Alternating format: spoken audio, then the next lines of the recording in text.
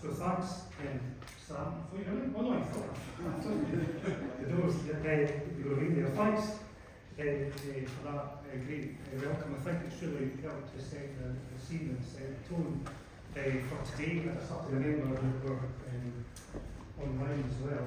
So I'll introduce myself. My name's Dr. Julian. I'm a lecturer here at Murray House. I teach mainly on the MA Learning and Communities programme. That's our graduate degree programme, which our students will go on to work in the broad field of community living and development or community education, so areas like adult education, youth work and community work. I'm going to, before I pass over to Gavin, who's going to introduce Julian and set the tone, set the agenda for this afternoon. As host, I want to make a few introductory remarks. Some three sets of introductory remarks, really. Firstly, I want to follow on from Sam's welcome by offering my own very warm welcome to Murray House. It's great to see so many people here. I mean, this event came out of an incidental conversation that Gavin and I had in our office about 6 months ago. So it's great to see people here today. In particular, I'm absolutely delighted to welcome Julian to Murray House. I'm delighted that we can host this event and we can give you a platform to promote your book and your work and your father's work. Your names are known, your books are available in our library, your names are known to our students through being cited and being encouraged to read your work. But the fact that you're actually in the building today is really just fantastic. So it's great to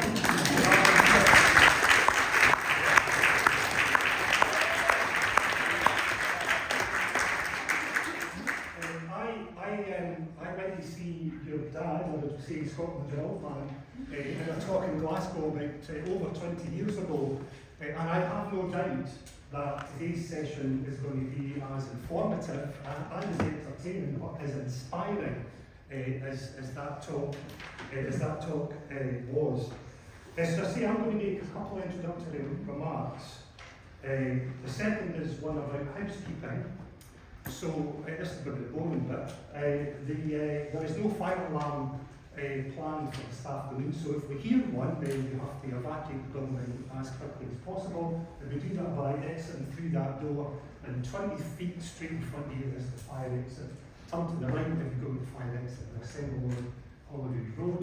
The toilets are back down to the foyer, so that's again out the door, turn to your left immediately up the steps and follow the corridor all the way down to the entry foyer. And just to note that the session is now being recorded and we're going to make that publicly available to people. I think we're going to host it on Active Inquiry's YouTube channel and we'll send out links to that.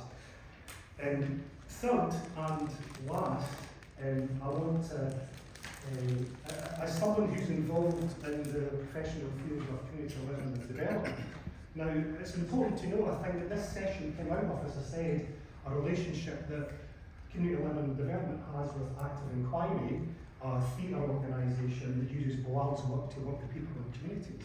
So as somebody who's involved with CLD, or Community Living and Development, I want to draw briefly on my own experience to make some comments about what I think is the significance of Bilal's work to Community Living and Development. But I also know that that significance would be reflected in some of the other disciplinary areas that are represented in the audience here and online today. For example, I know that there are certainly theatre practitioners here, but there's also participative social researchers, there's academics, there's community health workers, there's trade unionists, there's community activists, there's teachers here as well. So I think this, whilst I'm talking about CLD, I think what Murray say has significance to others as well.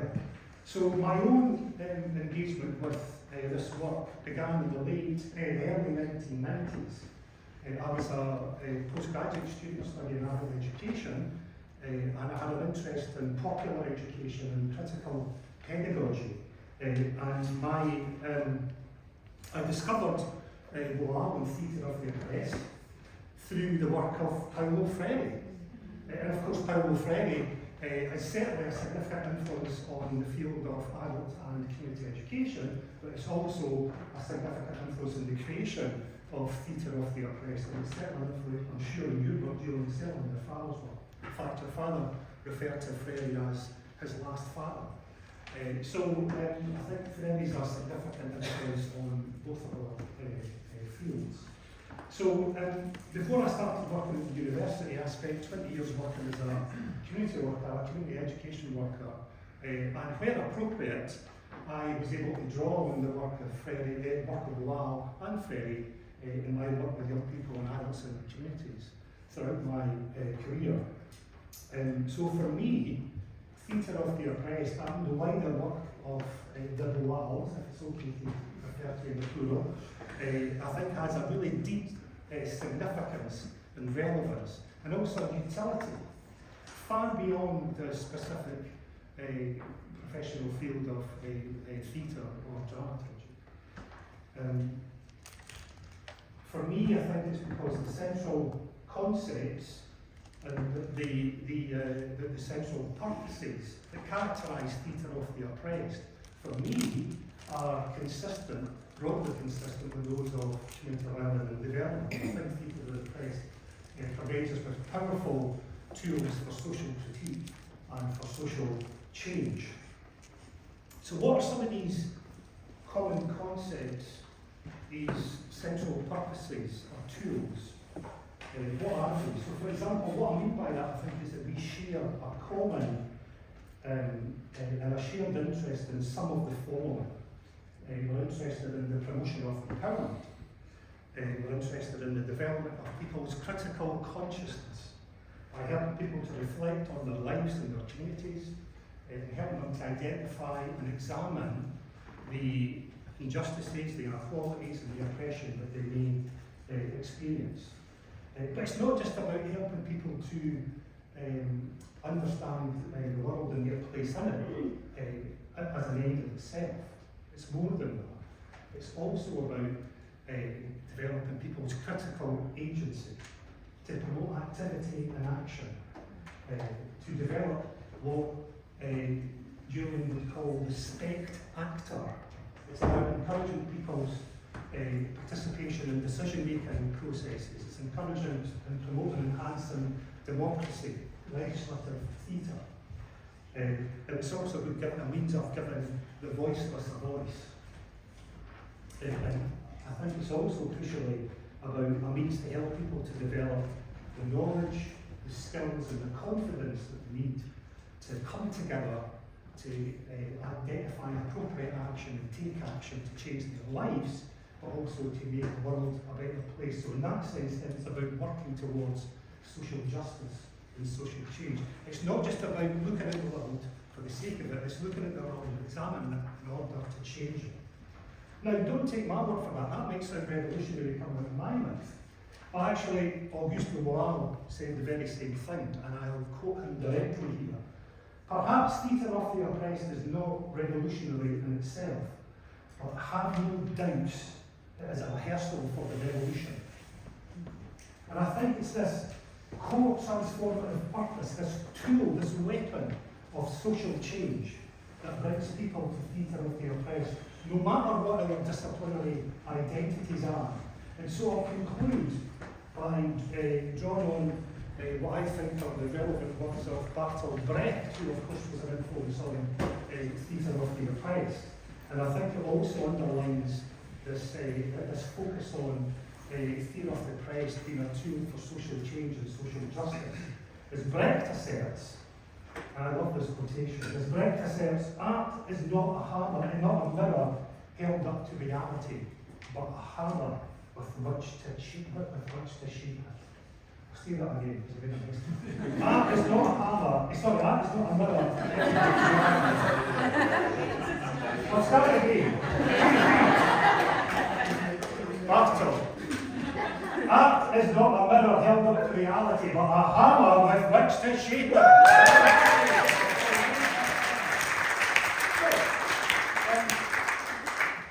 I can look Gavin now, who's going to introduce the rest of the day, and introduce Julian. Just, am I, in this context, is it appropriate for me to introduce you as a joker? Thank you.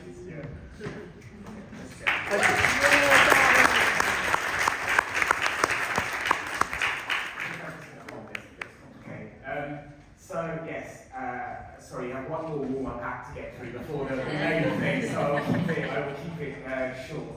I'm Gavin Crichton, and I'm the Artistic Director of Active Inquiry, which is a theatre company here in Edinburgh. And every year we run trainings in the Theatre of the Oppressed, as well as running them ourselves. We also get people to come from across the world to share some of that knowledge. And for some reason, Gavin Crichton doesn't quite sell as many tickets as Julian Boal. But anyway, so yes, Julian, this is the fourth time I think Julian's come to Edinburgh. What I love about having Julian here is every time he comes, he's always thinking about the theatre of the oppressed in terms of like the time we're living in now. What are the political struggles now? You know, how do we have to develop this?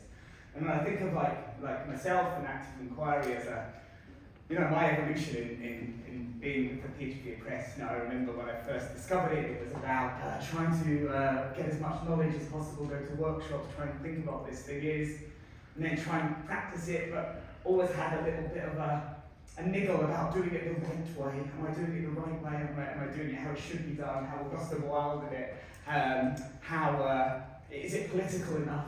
All of these kind of things, and thinking about the right way of doing the method. And I think over that time, is doing it, becoming more and more relaxed about thinking, well, what are we doing as Active Inquiry here in Edinburgh? And what are those questions from reality that we need to answer in our work, which will be different from across the world. And you know, two projects I'm really excited about that we're doing at the moment is with some of my colleagues from Active Inquiry here. We're just starting a project called Interwoven, which is really exploring how we can change and think about forum theatre dramaturgy in terms of how it can look at intersectional oppression and also the climate crisis. Because we were trying to do some of that and with the tools we had, and it wasn't really working. And so we're trying to explore that a little bit more. And also I think we are in a country which has lots of really great language about involving people in the decisions that affect their lives, about participation. There's great language about it, but pretty poor practice. And so I think we're doing a project called Drama for Democracy as well, which is about thinking how can we use theatre to really enable people to engage in participatory democracy. You know, these are some of those questions from the reality from 21st century Scotland, and there are many more, but we're kind of grappling with a little bit. So it's great to have Julian here who's going to talk a little bit about this, about the need to think of the theatre of the oppressed and the time that it's being practiced in. The way it's going to work is Julian's going to speak for about 40 minutes or so about his book. I've only read the free bit on the Routledge website, so I'm quite excited to read hear about the rest of it.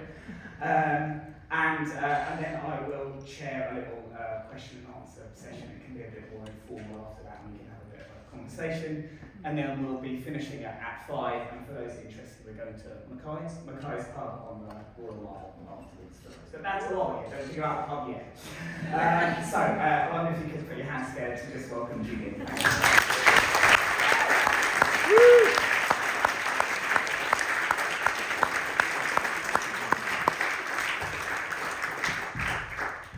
Okay, so good afternoon and to everybody. I just need to, 1 second. Yeah, it's on, right? It's on? Yeah. I hate to hear my own voice, it's terrible. So before I start, I need to make some apologies to you. The first one is that I'm not my first language is not English, basically. And then from time to time I will make mistakes, from time to time you're not going to understand. And I hope that from time to time you're going to interrupt me to tell I'm not understanding, please repeat. Is that okay?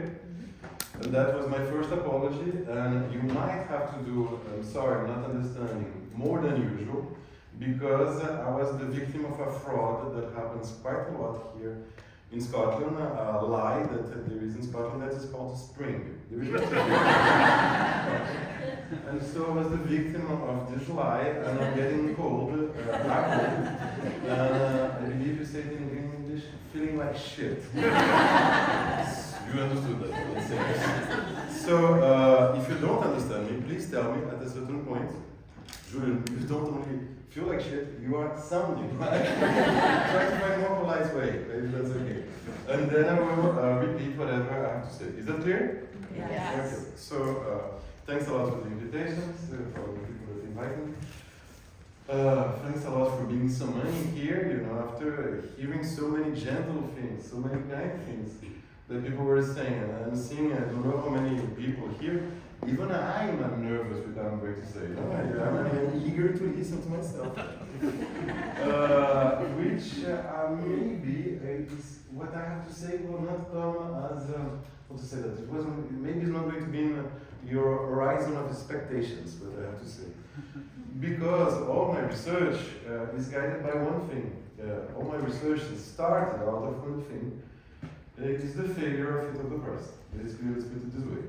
I'm being extremely harsh like this by saying the failure of the oppressed, because I don't think that theatre of the oppressed have failed everywhere. But as I saw it, it was failing consistently in many different places. I've been to many countries to perform, I've been to many countries to see meetings, to make workshops, and I could see with my own eyes this failure that took different features in different places. But I was going to these places and I could not see in which understanding of theatre of the oppressed we were. And certainly it was not an understanding that made those plays that I was seeing, those practices that I was seeing, being the rehearsal of revolution that you just quoted. It was far from being that. On the contrary, it was less a theatre of the oppressed, less a rehearsal for revolution. It was more a taming of the victims, an interactive taming of the victims. Interactive taming of the victims. Taming, I understand that's a domestication but for animals, right? So I've got it correct. An interactive taming of the victims more than theatre of the oppressed, what I was saying. I'm going to give you one example, but there is several out there. In the workshop we discussed some. One example that I saw in the US, in which there was a black person that was in his car, and this black person in his car got detained by the police. And then we had several interventions about how to react when detained by the police. Put your glasses down, put on the light, wheels, hand on the wheels. When you are going to talk to the police officer, be as polite as possible. When you are going to move, announce that you are going to move before you do so. Many interventions from spectators that were teaching us how to deal with the police while we were detaining by them. There was a major problem in the play, is that not at a single point and not a single moment, there was the following question that was addressed. Why a black person should be afraid of getting killed by the police while being detained by the police? So we were teaching people, we were teaching ourselves in a very interactive manner how to endure oppression, not to fight against it. How to cope with it, how to I don't know a word for English for this gesture, but navigate through without fighting back. How to avoid that this time the Damocles dagger, Damocles sword is not going to fall on our head, but we are going to be able to navigate, we are going to be able to dodge those swords. Is it clear what I'm saying? Yes. And that was greeted by the population that was seeing it. And I saw it so many times, in so many different contexts. This morning I was telling about domestic violence, and so many times we see domestic violence situations in forum theatre in which we ask the audience to replace the wife in order to show that domestic violence is as easy as speaking well to your husband, and then you can solve it. Making the best dish, the favorite dish of your husband, and then you can solve domestic violence. I've seen it with my eyes. I'm not telling you something that people told me. I've seen it many times. In Brazil, we are not better in the sense that I've seen in Brazil there's an ongoing genocide of the black population. That's the term that the black movement would use, and I think it's a correct term. In Brazil we have, not officially, but officially we have 60,000 people being killed every year in Brazil. We have 70,000 people disappearing, out of them 300, 400 will come back.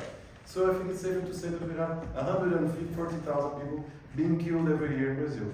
The vast majority of them, I don't have the perfect statistics about that, but the vast majority is black people, and those black people, the most of them are getting killed by the police. And I saw a foreign theater in which you needed to replace a black protagonist that was being held at gunpoint by a police officer, and I saw intervention about you, put back your gun in your holster because you know who I am? I am a citizen. I pay taxes. You pay taxes when you are alive, because if you think like this, as a black person in Brazil, you're going to get a bullet, that's for sure. So I was seeing over and over those forum theaters, I was seeing other practice, and then to the point that I had to ask myself why these things were happening. Why those things were not only happening, but being understood as exercise for us to gain of freedom over oppression. Why it was not only done, but why people thought that there was something that was liberatory in those practices, that was emancipatory in those practices. It's a difficult thing to understand why people were doing that in such a manner.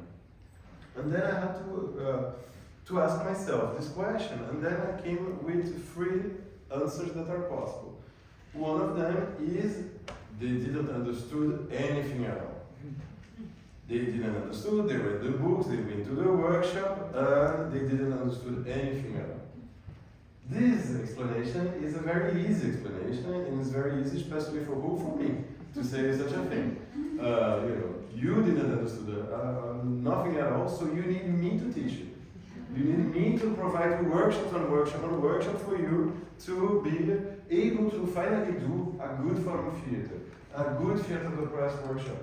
This is terrible, because then you can see that the guardians of the temple, the guardians of orthodoxy, are also the merchants of the temple at the same point. Those that are the guardians of orthodoxy are also those one that commodifies the orthodoxy. So I really didn't like this answer, also because I could see in the so-called good groups, certified good groups, more or less the same kind of practice. I could see even in my work, from time to time, this kind of practice. So this answer, I didn't like it very well, very much. There was, is it clear to know what I'm saying? Yeah. Yes, is it, again, you feel free to interrupt me at any time if it's not clear. The second kind of answer was, my father made so many mistakes. Theater of the press as a whole is a mistake and should be thrown to the bin. It was a difficult thing for me to accept also because let's be absolutely honest, I live on the theater of the press, so maybe that was part of it. I'm the son of my father, which I have a certain adoration for him. I admire my father, I think he was a genius, so it was also difficult for me to admit, maybe I'm putting more personal stuff here than I should. It was difficult for me also to accept that because even though, let's suppose that that's true. What are we supposed to do with all the theater of press practitioners in the world? Say, stop. Go back to your house. Stop working with your community. Stop trying to do what you are doing. I think that it would be a shame to do such a thing because there is a world of the theater of the press out there. There is so many practitioners out there. So what do I have to tell you? You've been lied to. Go back to your house. Do no more political action. You understand what I'm saying? So even if that answer was true, still I think that it would be an incomplete answer. Then there was an answer that I thought that was more appropriate, is to think about the times of theater of the press. Why my father did theater of the press as he did, and to understand that doing the same thing nowadays would necessarily produce something different that it was intended to produce 50 years ago. Is it clear what I'm saying? Yeah. To repeat exactly the same thing would achieve a different thing. Just, I don't know, I've been maybe misled by the fact that I was presented to a comrade in the beginning of the talk. As soon as I arrived here, there is a lot of talk about in the communist sphere, in the Marxist sphere, if the Bolshevik party is a good model of a party. I think it's a very good one when you're in Russia. When you're in Russia by 1905, it doesn't mean necessarily that nowadays it's going to work the same way. Is a hammer good tool? Very good when you have nails. But it doesn't work when you have another kind of situation. Is it clear what I'm saying? Yeah. So, yes, so first coming out, I'm a Marxist, second coming out, I don't believe that the Bolshevik parts are great for today. I don't think it's we should try to organize ourselves. I have a lot of respect for people that do, but I agree with it. So it was invented for a time, and this time has completely changed. This time has completely changed. And I like this explanation better because it deals with something that is obvious, but we political theater people don't deal with that often. Is that what is political is not something in itself. Is this something in relationship to a wider context? In relationship to a wider context. Recently we had the 1st of May. I don't know if you celebrate that this in Scotland. You do. Good for you. The 1st of May, there is a political slogan that we use quite a lot. Workers of the world, unite. No? You are familiar with this. And it's a beautiful slogan. It's a beautiful political slogan. Workers of the world, unite. At the same time, even this beautiful political slogan was used in anti-political manners or conservative manners. In Italy, by the 70s, it was used by the Stalinist Communist Party in order to cool down the workers that were getting more and more excited, let's put it this way, that were wanting to go to strikes more and more, that wanted to expropriate supermarkets more and more. There's a beautiful play by Dario Fo about that. They wanted to take direct action more and more, and the Italian Communist Party was saying, workers, unite. You need unity of the working class, unity of the working class, which was what that meant at that time. You need to follow the Communist Party. You cannot break the unity of the working class. Is it clear what I'm saying? So this that happened for the Italian Communist Party also is something that we can see happening in theater. When the theatrical resources, the theatrical techniques that we have, from one time to the other, change completely the meaning. Let's talk about someone that is very famous in the theatrical studies. I don't know how many of you do that. And it's really not a shame not doing it. It's good for your health not to study theater. So it's a guy that's named Richard Schechner. I don't know if you heard the name of Richard Schechner. Richard Schechner is a very important American scholar, North American scholar, that studied performance, right?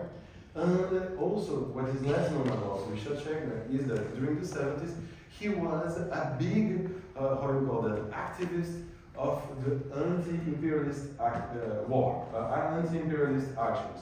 Is it clear what I'm saying? He was against the Vietnam War, basically.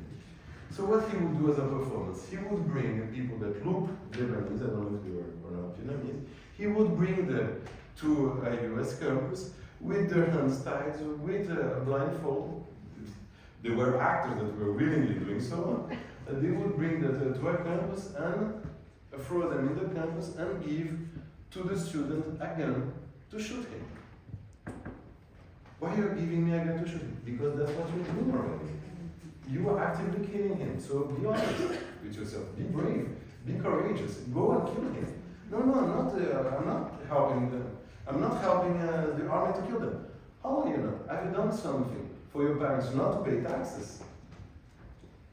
So you're helping the US Army to kill those Vietnamese. Are you doing something against it? So you're helping it. You are studying what? I'm studying engineer. You know what's a US engineer right now? He's someone that's building a bridge in Vietnam. You are helping them. Do something. Be brave. Take the gun and shoot him. You understand what I'm saying, Alder? So imagine the level of violence that it was against those poor students that were, yes, no, but it's not like this. People shouting, people crying, people not willing to engage in anything, and it was extremely violent against the students.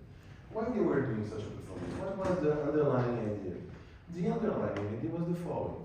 Those students, they have a very comfortable life. to such a degree that discomfort is sedating them somehow. And we need to introduce some violence so they're going to wake up and become good anti-imperialist war activists. Because here, if you're in a campus, when you go out of the campus, you are going to have a job, you are going to have a dog, you are going to have a house, you are going to have a partner, you are going to have kids, you are going to have everything of the American way of life. So this sedation needs to be interrupted by a massive introduction of pain in your life, and then you are going to wake up to your reality. Is it clear what I'm saying? Still, there is a lot of violent theater. Maybe the biggest example of violent theater is a group from Catalonia, that's called Fura del Baus, a very famous group that some years ago, I don't know what they're doing right now, but years ago, they would throw pig blood in the spectators, in the audience, to make them wake up. And they have sentences like this: we don't want to make political theater, we just want to wake up our audience that is seated like this in front of televisions. You see that my English is poor. I don't know what's sitting like this. And we want to wake them up. We want to wake them up because we are awake and we want to wake them up. This extremely violent theater is still a very common thing. But do we believe right now that violence is such a rare thing in our societies that it needs to be introduced to wake up the people? I would say that is not so rare, that is not so uncommon. Let's go back to the US. In those campuses, people are learning skills by getting debts, gigantic debts. Learning skills in order to sell the working strength at a better rate, but sell those working strength in order to pay off those debts, selling their working strength in an environment of a work environment that is getting more and more precarious, that is getting more and more unstable.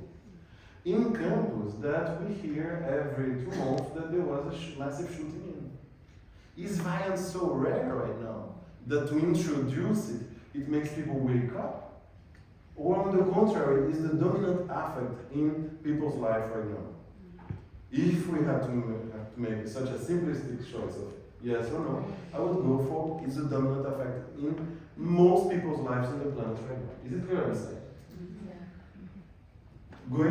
I'm going to do the same thing with Brecht, and then I enter in the field of the press talk. Brecht, in a nutshell, it's very simplistic what I'm going to say, but I believe it's true. We are going to show the means of production, we're going to show the means of production on stage, so people will understand that reality is produced one. So we are not going to hide the light with the sun.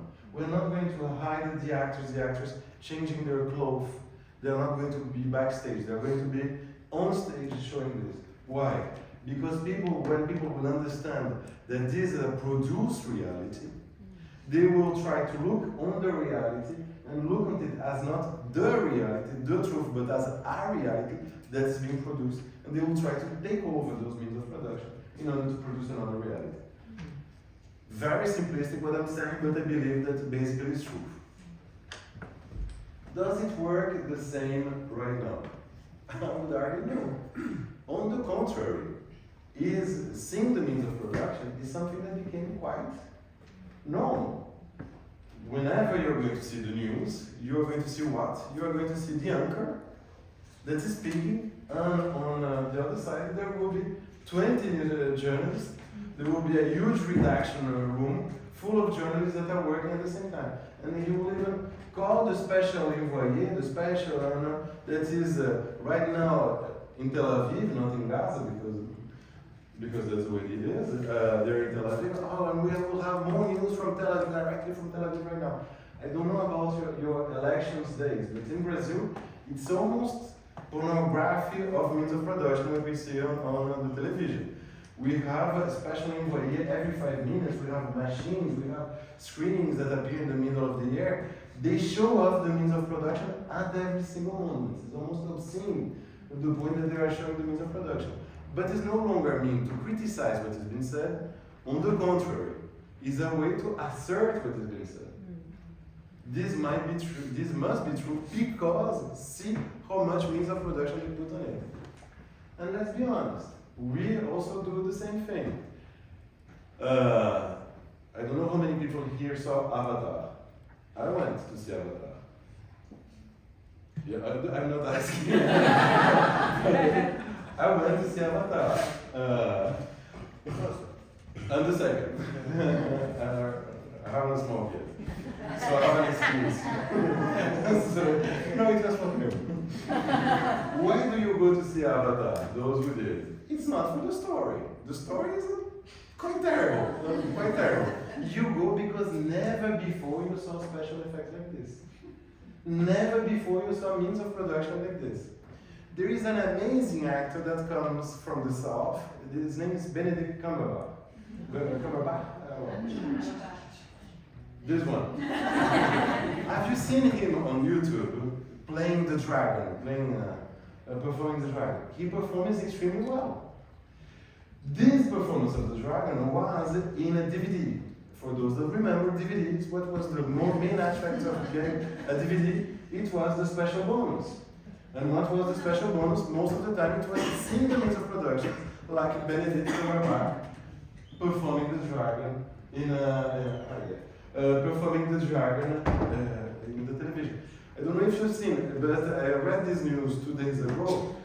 You know Planet of the Apes? Planet of the Apes? Yeah? So there will be 2 versions actually of Planet of the Apes.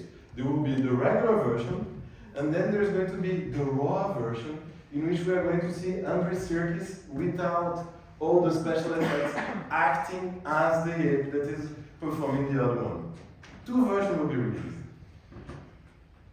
The means of production are no longer going to criticize what it says. On the contrary, it's participate in the fetish of the commodity of the art. In many circumstances, maybe not in all. It participates in our glorification of cultural industry. Is it clear what I'm saying? So now I'm going to take that back home. I think I have something like 15 minutes. It's going to be okay. How does that apply to Theatre of the West? How does that apply? In many ways, those that are familiar with, I'm going to speak a little bit about one thing and then more about another. I think that my father was a genius, as I said before, previously. And why was he a genius, at a certain point at least, is when he invented Theatre of the Press, he made it in such a way that he transformed what was emancipation hypothesis of the left into theatrical practice. Emancipation hypothesis of the left into theatrical practice. Most of you have heard about the idea of my father against the mechanization, that everybody could be mechanized, against the idea that only actors would go on stage. When he was saying things like everyone can do theater, even the actors, he was in dialogue. You didn't know that sentence. So my father had this very famous quotation that everyone can do theater, even the actors.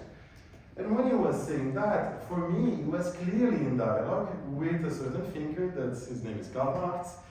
Karl Marx that was against the social division of labor, against the idea that you have to only work, to only exert one function in society. I'm not going to speak much about this, but there is, when my father was making this quotation, everyone can do theater, even the actors, I think for me it was in dialogue with Marx that writes in the German ideology a sentence that goes like this. I'm not sure of the quotation in English, but it goes like this. In a communist society, there will not be bankers. There will be only individuals that, among other things, do banks. In a communist society, there is not going to be any shepherd, any intellectual, any fisherman. There will be people that at the morning will be shepherd, afternoon will be fishermen, and the night will be intellectuals. It's not like this the perfect quotation, but the general meaning is there. So my father was in dialogue with that. But what about the social division of labor today? Do we have the same relationship with the social division of labor today? I would say that in real we don't. I think that we don't. When you enter in the car of a Uber driver, you never enter in the car of a Uber driver. You enter in the car of a hairstylist that is also a Uber driver. Of a janitor, that is also a Uber driver. Of a lawyer, that is also a Uber driver. There is not such a thing as the category, close category of Uber driver. In Brazil, something like 6 years, no, even more now, 10 years ago, there was a big strike of the teachers, and what they were claiming, we want our specialty to be respected, because what wanted the governor was to make in such a way that you are a teacher of physical education, you can teach mathematics. You are a teacher of mathematics, you can teach Portuguese. You are a teacher of Portuguese, you can teach history. And they were trying to defend their specialization against a perverted manner of abolishing the social division of labor. Who said that there was a perverted abolition of the social division of labor was a French philosopher, activist, artist. His name was Guy Debord. Guy Debord is the main name of the situationist movement. And he said something like, if people knew how much it would take to become a lawyer, how much it takes to become, I think he used the lawyer and another profession that I'm not remembering right now. They would see that right now we are living the times of a perverted abolition of the social division of labor. Many of us now are doing tasks that it would not be possible for us to do 30 years ago. When we are calling any tech center, we are doing the work that used to be done by technicians. When we go to a fast food, we are doing the work of what a waiter would do. We are living to conditions right now that allow, for certain works, I'm not saying all of them, but this pervert abolition of the social division of labor. I'm going to move on to another one that I'm going to develop a little bit more, and then I'm going to close my talk. There was another hypothesis of emancipation of the left. This one was not Marxist, but was very strong in Latin America. It was the hypothesis of the emancipation in what? In emancipatory hypothesis in, how can I translate it into English? Into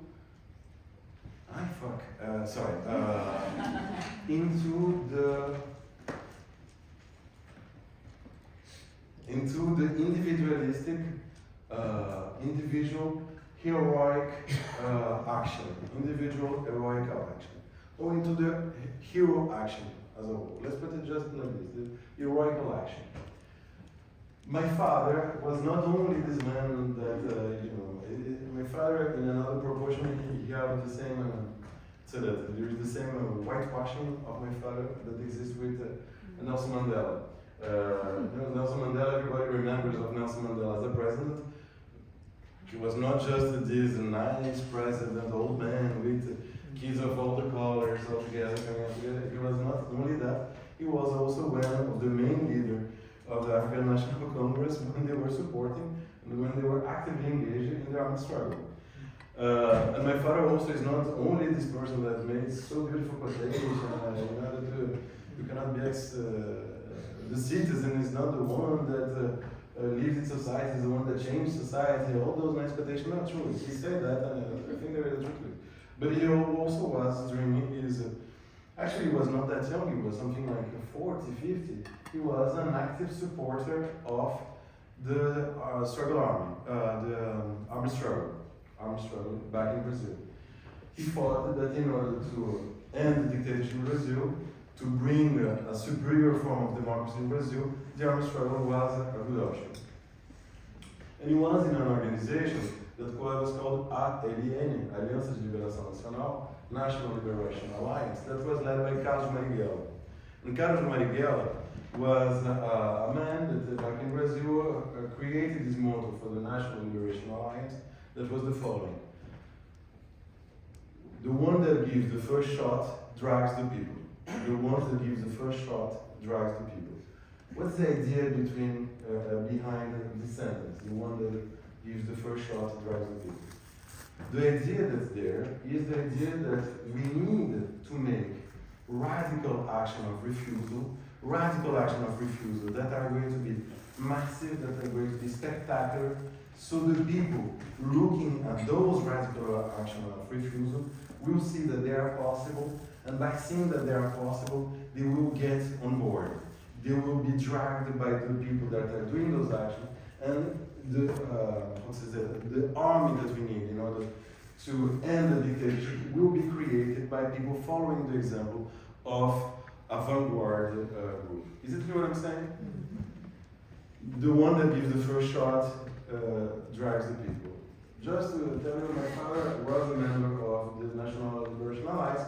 He didn't give any shots to people, just to be sure. He didn't take part in any armed action, but he took part in other kinds of actions that were important.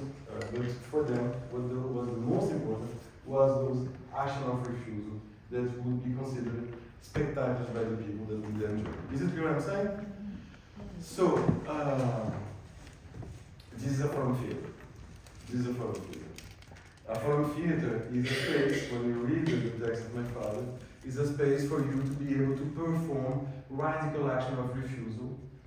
And is one of the audience that does it for the other members of the audience, think that it's possible to do. And being inspired by this, and then reproducing it, is a way to organize the courage by the display of radical action of refusal that can go even to violence, even in forum theater, or the representation of violence, even in forum theater. And that was the mindset. Was that crazy to have this hypothesis of emancipation? I cannot tell you. I cannot tell you. At this moment, let's remember that armed struggles were a big thing, and not only in Brazil. They were a big thing in Latin America, but not only in Latin America. All the anti-colonial struggles were armed struggles. So that was a big thing that was happening all over the world. And let's remember that there was Cuba in '59, and let's remember the impact of Cuba to the whole of Latin America, in which Cuba was telling, we are not the backyard of Europe. There's no need for a revolution to start before in Europe or before in the US for us to take revolutionary action. So it was putting Latin America in the forefront of the revolutionary movement. When my father started doing the theater of the opera, it was by 71, 72, and if my memory is correct, Che Guevara was killed in 67. So 5 years before he starts doing theater of the press, the first techniques of theater of the press, the newspaper technique. And in 68, my father is doing a play that is the reproduction of the diary of Che Guevara on stage. Why was Che Guevara killed in Bolivia? Not because Bolivia had amazing people that Che Guevara wanted to free. No, that's not the thing. It's because Bolivia is the heart, the geographical heart of all Latin America. So we need to make a revolution in Bolivia, so the revolution will be able to spread out to the other country. And that is why he was stopped by the CIA in Bolivia, because they feared that to happen. So was it a crazy thing? Yes, no, maybe, we can discuss that. But what is for sure is that what does it produce to reproduce this technique in the times of today, when, unfortunately, there is no revolutionary horizon for the moment, at least. I think we can agree on that. What does it produce to reproduce this technique in a non-revolutionary time? And I would say, maybe I'm too based in the Brazilian life, that it produces exactly the opposite. Right now, in Brazil, it's a popular way of saying, people's way of saying, that if I say of someone, that person is a warrior, that person is a hero, what does that mean? Is that this person is a warrior, is a hero, because that person is capable to endure, is capable to suffer, is capable to keep on going, being exploited like maybe never before, and to show up the next day to the same exploitation, to be able to pay the bills at the end of the month, but in a game that will never change because of his intentional behavior. In a place in which he's inserted inside the oppression, he's not fighting oppression. Therefore, showing theater of the opera like this, showing foreign theater like this, not changing anything in foreign theater, might be a call not for the radical reversal of anything, but for the radical acceptance of reality as something that will never change because of your will, collective will, never going to change because of your collective will. So something that was intended as a specific theater technique in order to help out the people to discover their own courage, in order to radically turn upside down the reality, can be, in certain cases today, a tool for the radical acceptance of today as the horizon that will never change. Why I made those studies? It was not a call for despair when I made those studies.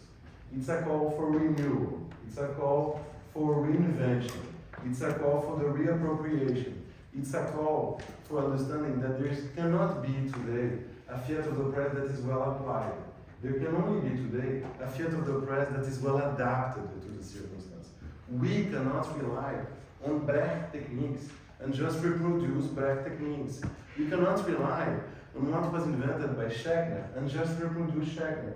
And in the same way, we cannot use the tools, as amazing as they were, of my father, without criticizing them before we apply it. We need this renewal. Paul Frey, that you quoted, he said something else. If I'm not reinvented, it's not me. Heinrich Müller, another German dramaturgist, said, to use Brecht without criticizing Brecht is to betray him. And I think that the legacy of my father is of too much importance for us to betray it by not criticizing it. Thanks a lot.